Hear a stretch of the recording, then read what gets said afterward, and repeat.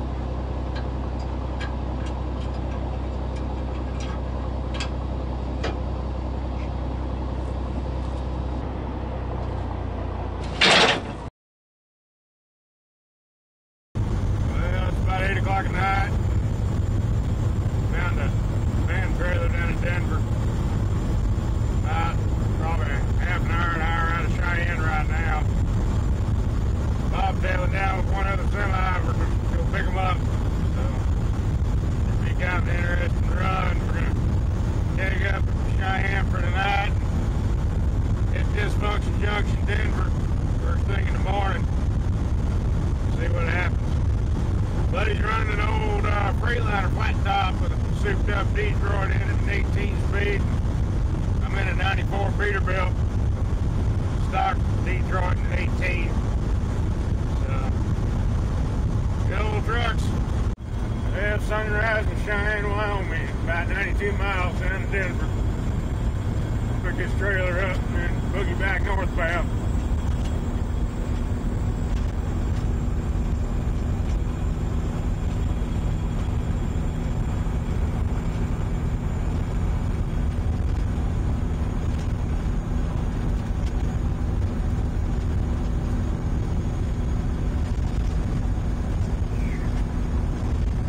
Don't get kind of buggery, you got to go to Disfunction Junction. That's 2570. Down here in the heart of Denver. It's been about 10 years since I've been down in that part of the world. It's gonna be fun. Oh, baby. Well, we're under a Wyoming wind advisory. We're chugging back northbound on 25, and the picked her up in Denver, made it back across the line. But, man, the wind is cooking up here. It's like 60-mile-an-hour wind gusts. That trailer's walking around back there like it's not even, there's nothing to hold it down. Hope I can get northbound about another 150, 200 miles before it decides to flop over. Whew.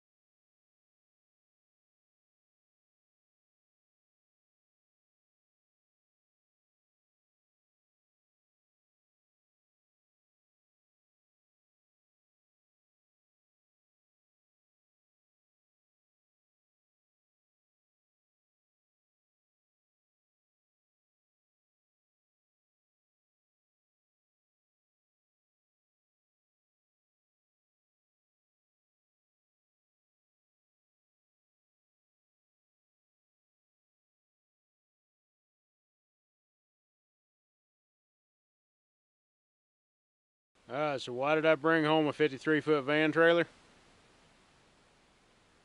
I got a couple of reasons, but for now, I'll let you know. Storage options. I've got a barn building over here, but I can't get it put up. And out here, I need dry space to store things in.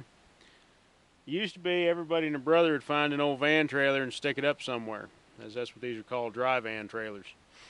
But this day and age, the rage is connexes or sea containers. Well, here's the disadvantage to a sea container. A sea container is not as tall as a van trailer. This thing's 110 inches from floor to ceiling throughout the entire 53 feet. A sea container, you're going to get at most 8 foot. So, no comparison on height. Sea containers are going to cost you about $4,000 to $5,000, and you got to have somebody else bring it in, and you got to have somebody else set it off. And then if you ever decide to move it, then you got to pay somebody with a crane or a winch truck, a roller bed, to pick the thing up, put it on a trailer, and haul it somewhere. Okay, that to me is a whole lot of fiddle farting around. It's nice. I can go get 2 sea containers, put them on the ground, and then I can weld trusses in between and make a barn out of it. But if you're in a situation like I am, where I actually lease the property that I live on, I need to be able to be mobile. And this is my best option right here. These old van trailers, you got as much or more storage capacity in them than you do a Connex container. And you can actually hitch onto them and move them. Yeah, okay, I got to find a guy with a truck. Thankfully, I can drive a truck. I have the licenses and all that. I've considered buying my own truck. And these little old day cabs are actually fairly plentiful if you have the licenses and all in order to do so with. Some people actually tag them as an RV, if it's like for personal private use. Now, you get caught hauling your neighbor's stuff around, and you can sing the tune to the Jailbird song any way you want to. But for private purposes, you better check out the regulations in your own area. This thing will offer me a whole lot more options as far as storage facility, because this one has an aluminum roof to it. If you're looking for old van trailers, here's what you look for. Number one, as you saw earlier, this thing's a slide axle.